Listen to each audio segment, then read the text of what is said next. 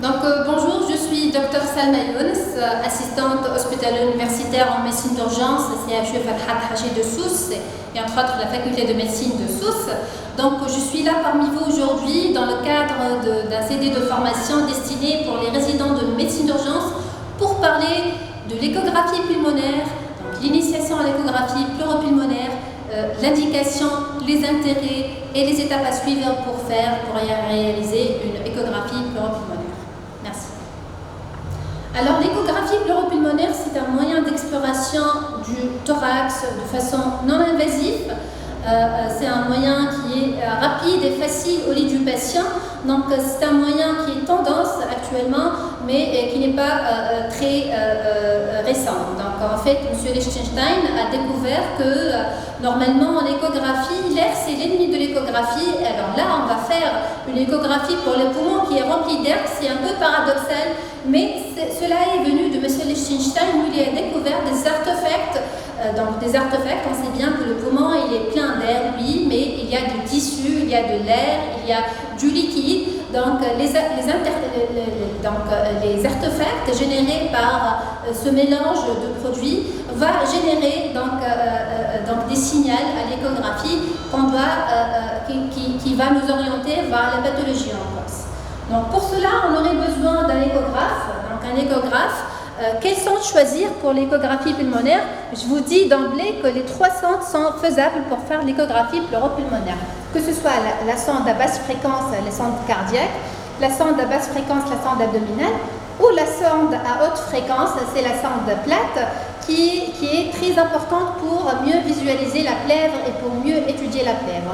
Alors on va utiliser actuellement la sonde abdominale pour voir l'échographie pulmonaire. Donc il y a plusieurs procédures pour faire l'échographie pulmonaire, mais je retiens le protocole, le Blue Protocol. C'est un protocole facilitateur, c'est un protocole facile qui va nous permettre de réaliser rapidement l'échographie pulmonaire et interpréter les images retenues. Donc, il faut positionner le patient, que ce soit en position de décubitus dorsal ou en position latérale, et même la position assise, elle n'est pas, on peut la faire l'échographie avec une position assise. Donc, actuellement, on va choisir de faire l'échographie pulmonaire par la position couchée en décubitus dorsal.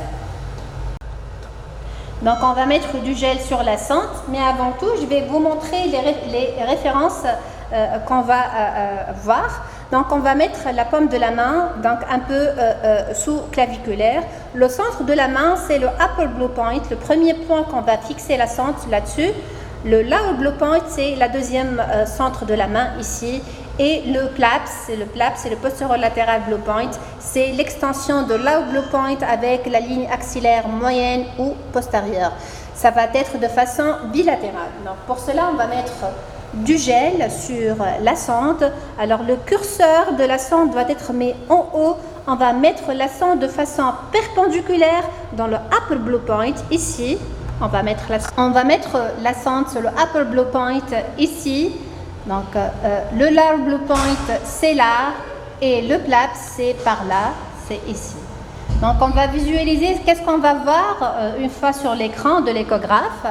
Une fois, on va mettre sur le upper blue point, donc on va voir ici, donc ici c'est le tissu cutané, c'est la partie molle, et par là on va voir que là c'est une côte, et là une autre côte, avec le cône d'ombre postérieur des côtes. Ce qui nous intéresse, c'est la partie intercostale, c'est entre les deux côtes. On va l'appeler le bat sign ou signe de chauve-souris. On dirait avoir un corps de chauve-souris avec les ailes de chauve-souris, donc c'est le bat sign. Donc il faut centrer notre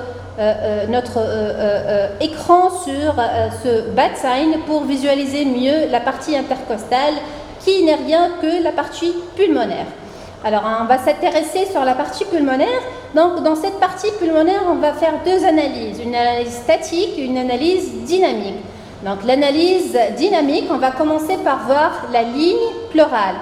La ligne pleurale, c'est une ligne qui est hyper échogène, c'est rien que c'est le feuillet viscéral et le feuillet pariétal de la flèvre qui sont collés, mais de façon dynamique, on va analyser le mouvement de cette ligne pleurale, c'est rien que le glissement pleural. Ça s'appelle donc le glissement pleural. on va demander au patient de respirer normalement. Donc, dès que le patient respire, on va voir comme des petites fourmis qui bougent. C'est rien que c'est le glissement pleural. C'est que le feuillet viscéral est collé à la feuille pariétale et est en train de respirer normalement. Alors, si on va étudier ce glissement pleural par une coupe TM, on va mettre le mode TM qui va passer par ce glissement pleural et vous allez voir ici un aspect de bord de mer ou seashore. Vous allez voir ici, on dirait c'est la mer et c'est le sable. C'est un poumon qui respire normalement. Parce qu'en cas de pneumothorax, cet aspect va changer. Donc retenez cet aspect. Si vous trouvez ce seashore, c'est que la plèvre pariétale elle est collée à la plèvre viscérale et qu'elle respire normalement. Revenons au mode bidimensionnel. Donc, à part le mode dynamique, il y a des modes statiques. On va voir des lignes. Il y a ici des lignes horizontaux. C'est rien que la réverbération de la ligne pleurale dans un milieu aérien. Si vous allez voir ici des lignes A, ces lignes A, ils sont normaux. Si on va les trouver, c'est que le poumon il est normal. Mais faites attention, en cas de pneumothorax, les lignes pleurales sont toujours présentes. Donc dans cette vidéo, on va s'intéresser surtout sur l'état normal. On ne va pas s'intéresser sur l'état pathologique. Donc on va retrouver des lignes pleurales, c'est la réverbération de la ligne pleurale. Par moment, on va trouver des lignes Z. Des lignes Z sont des lignes en queue de comète qui s'arrêtent en intersection donc, avec les lignes A, qui sont des lignes qui n'ont pas une importance pathologique qui est importante. Ce qu'il faut rechercher dans la pathologie sont les lignes B. Donc voilà.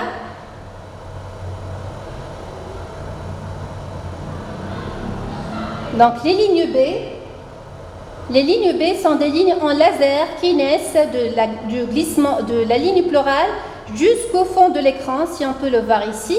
Donc s'ils sont supérieurs à 4 par endroit, c'est pathologique. Donc si on arrive à voir ici, vous allez voir quelques lignes Z, mais réellement il n'y a pas de ligne B. Alors que si on a des lignes B plus que 4, ça signifie qu'on a un syndrome interstitiel. Alors un syndrome interstitiel, ça peut être de l'OAP, ça peut être une pneumopathie interstitielle, ça peut être de la fibrose. Donc on ne va pas entrer dans les détails, mais si on a des lignes B plus que 4, il s'agit d'un syndrome interstitiel. Donc on va actuellement voir donc, le PLAPS, on va aller jusqu'au PLAPS et voir. Donc ici c'est le rein droit, ici c'est le foie. Un peu plus haut, vous allez voir les bad signs, le glissement pleural, un signe de rideau c'est le cul-de-sac pulmonaire. Donc là, c'est une bonne incidence pour voir les épanchements pleuraux. Donc un épanchement pleural va vite s'accumuler dans la zone la plus objective des poumons, c'est le PLAPS. Et on va voir s'il y a une partie qui est hypoéchogène, c'est en rapport avec un épanchement pleural liquidien. Aussi bien, on va voir s'il y a des condensations alvéolaires basales, une pleuropneumopathie qui est assez fréquente, on peut la voir dans le PLAPS. Actuellement, on a juste visualisé le PLAPS avec un poumon qui est normal, avec des lignes A, il n'y a pas de choses pathologiques. Donc voici, c'est une initiation à l'échographie pleuropulmonaire. Dans les prochaines vidéos, on va vous parler de l'échographie pulmonaire pathologique. Et merci. Donc, comme vous voyez, comme vous avez vu, c'est une petite initiation à l'échographie pleuropulmonaire. Sachez que l'échographie pleuropulmonaire, c'est un apprentissage qui est rapide et une réalisation qui est, comme vous voyez, qui est facile et une sensibilité de 98% pour les pathologies, à savoir donc, pour détecter un syndrome interstitiel, une poussée d'IVG chez un patient, une pleuropneumopathie, une condensation alvéolaire. Donc on peut diagnostiquer pratiquement 98% des pathologies pulmonaires et les plus performantes que la radiographie de thorax, mais moins performantes que le scanner thoracique qui reste le gold standard dans les dyspnées. Donc je vous incite à apprendre cette échographie et j'espère que cette vidéo vous serait utile. Merci bien.